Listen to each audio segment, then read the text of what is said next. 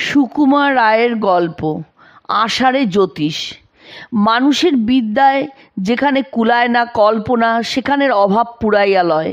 প্রাচীনকালের মানুষ যাহারা চন্দ্র, সূর্য, মেঘ, বৃষ্টি, আগুন, বিদ্যুৎ দেখিয়া অবাক হইত, অথচ কোনো ঘটনার কারণ খুঁজিয়া পাইত না, কোনো কিছুর মর্ম বুঝিত না, তাহারাও এইসব ব্যাপারে সম্বন্ধে নানা রকম কল্পনা করিতে ছাড়ে নাই।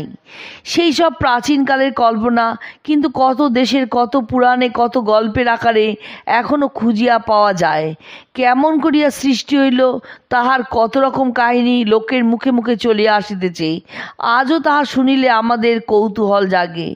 নানান দেশে নানান কাহিনীর মধ্যে সত্য ঘটনা আর কল্পিত কাহিনী এমনভাবে জড়ানো আছে যে তার কতটুকু সত্য আর কতটুকু মিথ্যা তা ঠিক করাই কঠিন।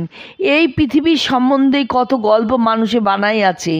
আমাদের দেশেই এক এক পুরাণে তার এক এক রকম ঘটনা। এই পৃথিবীকে শূন্যে রাখিবার জন্য বাসুকীর মাথায় তাহাকে বসানো হইল, আবার তাহাতেও লোকের মন ওঠে নাই। মানুষ ক্ষীর সমুদ্রের কচ্ছপের কল্পনা করিয়া সেই কচ্ছপের পিঠে হাতি, হাতির পিঠে বাসুকী শুদ্ধ পৃথিবীকে চাপাইয়াছে। গ্রিস দেশের পুরাণে পৃথিবীটাকে পাতলা চাকতির মতো কল্পনা করা হইয়াছে। সেই অদ্ভুত চাকতি টুকরা টুকরা হইয়া সমুদ্রের মধ্যে ছড়ানো রইয়াছে। সেই সমুদ্রের আর শেষ নাই, কুল কিনারা কোথাও নাই। কোনো কোনো দেশে এই জগৎটাকে একটা ঢাকনি দেওয়া সরার মতো মনে করা হইতো। চন্দ্র, সূর্য, শুদ্ধ আকাশটা ঢাকনি আর পৃথিবীটা সরা। এই পৃথিবীর চেহারার বর্ণনায় কি কম পাওয়া যায়?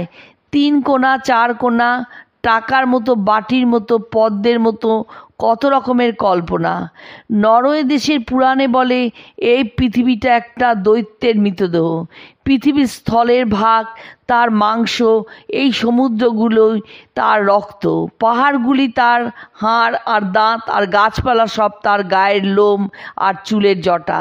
সৃষ্টির আদিকাল হইতে অন্ধকার আর শীতের দৈত্যগুলোর সঙ্গে আগুন ও আলোর দেবতাদের লড়াই লাগিয়া আছে।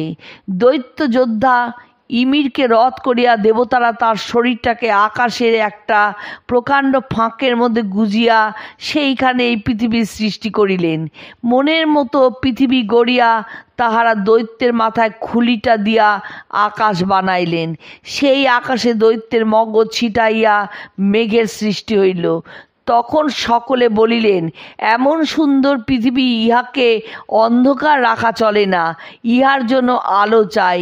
তাহারা সমস্ত আকাশটার গায়ে আগুন ছিটাইয়া তারপর বড় বড় 2টা আগুনের গোলা দিয়া চন্দ্র সূর্য গড়িলেন।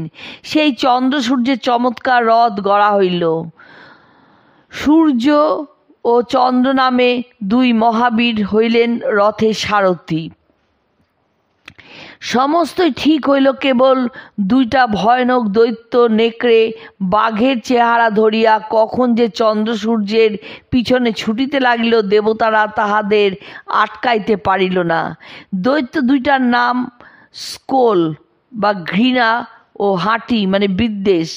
তাহারা দেবতাদের এই কীর্তি নষ্ট করিবে বলিয়া সেই হইতে আজ পর্যন্ত পিছন পিছন ছায়ার মতো ছুটিয়া চলিতেছে। কখন একবার তাহারা একেবারে চন্দ্র সূর্যের ঘাড়ের উপর পড়িয়া তাহাদের গিলিবার আয়োজন করে। তখন স্বর্গে মর্তে চারিদিকে ভয়ানক কোলাহল করিয়া লোকে হায় হায় করিতে থাকে। সেই কোলাহলের ভয়ে দৈত্যরা মুহূর্তের জন্য দমিয়া যায়, আর চন্দ্র সূর্য সেই ফাঁকে আবার ছুটিয়া বাহির হয়।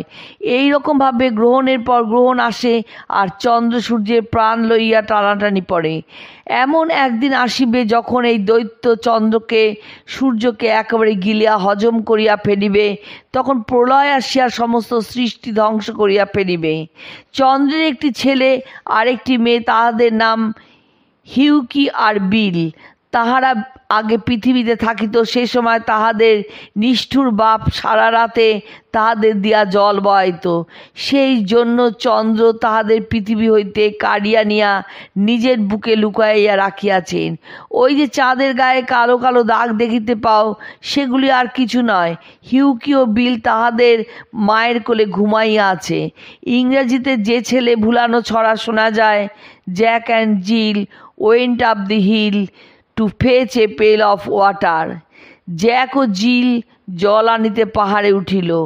সেই ছড়ায় জ্যাক ও জিল বাস্তবিক এই হিউকি ও বিল। তাহাদের গল্প নরওয়ে দেশের নাবিকদের মুখে মুখে ইংল্যান্ড পর্যন্ত আসিয়া এখন এই রকম দাঁড়াইয়াছে। আমাদের দেশের পুরাণেও এইরূপ গল্প আছে। সমুদ্র মন্থনে অমৃত উঠিল, দৈত্যদিগকে ফাঁকি দিয়া দেবতারা সে অমৃত বাটিয়া খাইলেন। রাহু দৈত্য লুকাইয়া দেবতাদের সঙ্গে বসিয়া অমৃতের ভাগ হইল। চন্দ্র সূর্য রাহুকে ধরিয়া ফেলিলে বিষ্ণু সুদর্শন চক্র দিয়া তার মাথা কাটিয়া ফেলিলেন।